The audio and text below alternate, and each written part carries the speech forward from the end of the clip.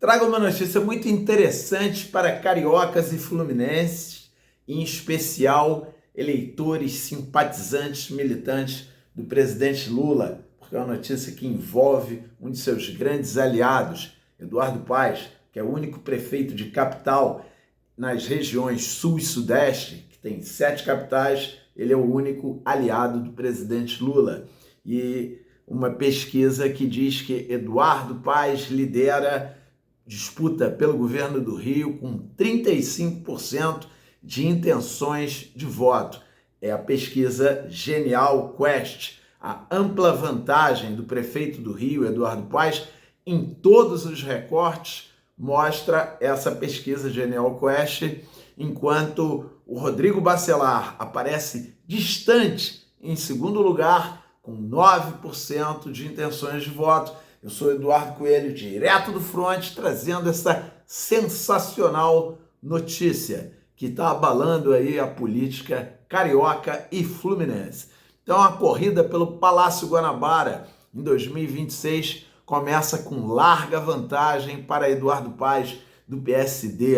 É o que aponta essa pesquisa Genial Quest, divulgada na sexta-feira, 22 de agosto, que ouviu 1.404 eleitores fluminenses entre os dias 13 e 17 de agosto. O levantamento tem margem de erro de 3 pontos percentuais para mais ou para menos. De acordo com o estudo, o Eduardo Paes aparece com 35% das intenções de voto no cenário estimulado, ou seja, quando os entrevistadores anunciam os nomes dos candidatos. Então, para o primeiro turno, cenário estimulado, 35% para Eduardo Paes. E em segundo lugar, há 9 meses do início oficial da campanha, está o presidente da Assembleia Legislativa do Estado do Rio de Janeiro, a Alerj, o Rodrigo Bacelar, que é do União Brasil. Ele tem 9% de intenções de votos.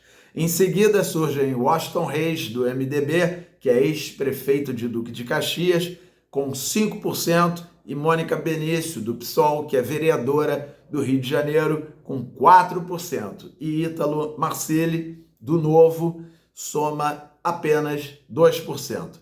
Ainda segundo a pesquisa, 15% dos entrevistados se declararam indecisos, enquanto 30% disseram que pretendem votar em branco, nulo ou não comparecer às urnas. Agora, os recortes da pesquisa. Então, a diferença por gênero. O Eduardo Paes mantém estabilidade entre homens e mulheres, com 35% em ambos os grupos. Rodrigo Bacelar tem melhor desempenho entre os homens, 15%, do que entre as mulheres, com 5%. Entre elas, cresce também a taxa de indecisos, que chega a 20%. O desempenho por faixa etária.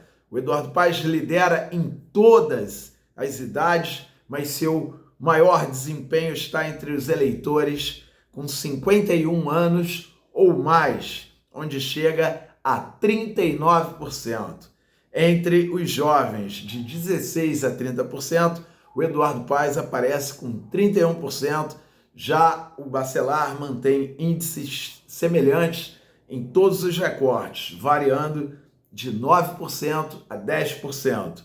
E escolaridade. O Eduardo Paes se destaca especialmente entre eleitores com ensino superior, 38%, e também entre aqueles que estudaram até o ensino fundamental, 37%.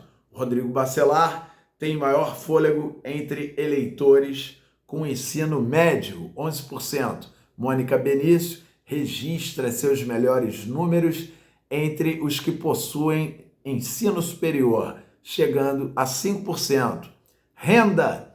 Eduardo Paes lidera em todas as faixas de renda, 34% entre quem ganha até 2 salários mínimos, 36% também entre quem recebe mais de 5 salários mínimos.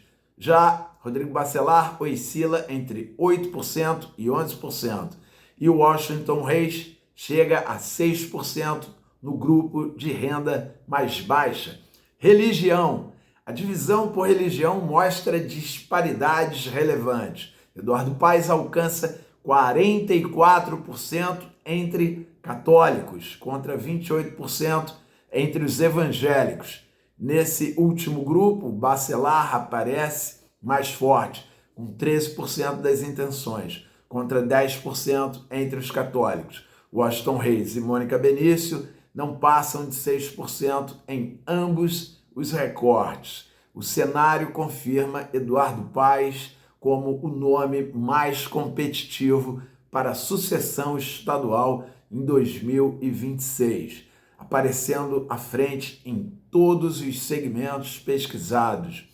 E a segunda prateleira, utilizando o linguajar futebolístico, é formado por Rodrigo Bacelar, Washington Reis, Mônica Benício, Ítalo Marcilli, ainda se mantém distante, enfrentando o desafio de reduzir a taxa elevada de brancos, nulos e indecisos. Ou seja, todos esses, se quiserem sonhar em chegar perto de Eduardo Paes, terão que reduzir essa taxa aí de brancos, nulos e indecisos. E claro, a pesquisa também fez sondagem sobre a avaliação de Cláudio Castro, o atual governador.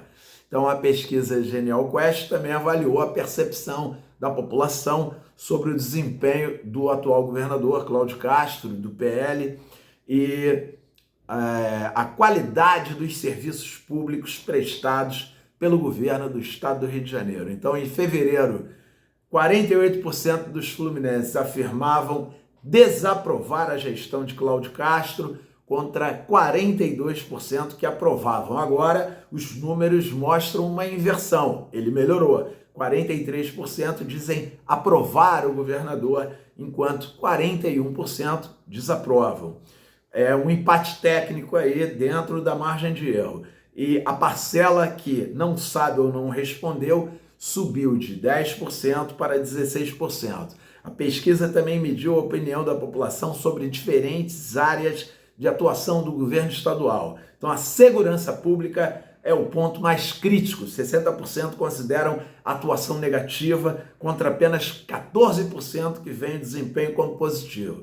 Na saúde, 45% avaliam negativamente, 33% consideram regular e só 22% classificam a gestão como positiva. A situação semelhante se repete em emprego e renda, onde 36% apontam avaliação negativa, 41% regular e 23% positiva. Na educação, a percepção também é majoritariamente desfavorável, 39% vem de forma negativa, 37% como regular e 24% como positiva. Já em infraestrutura e mobilidade, os percentuais ficam mais equilibrados, 39% regular, 32% positiva e 29% negativa. O transporte público é visto por 36% como regular, 35% como negativo e apenas 29% como positivo.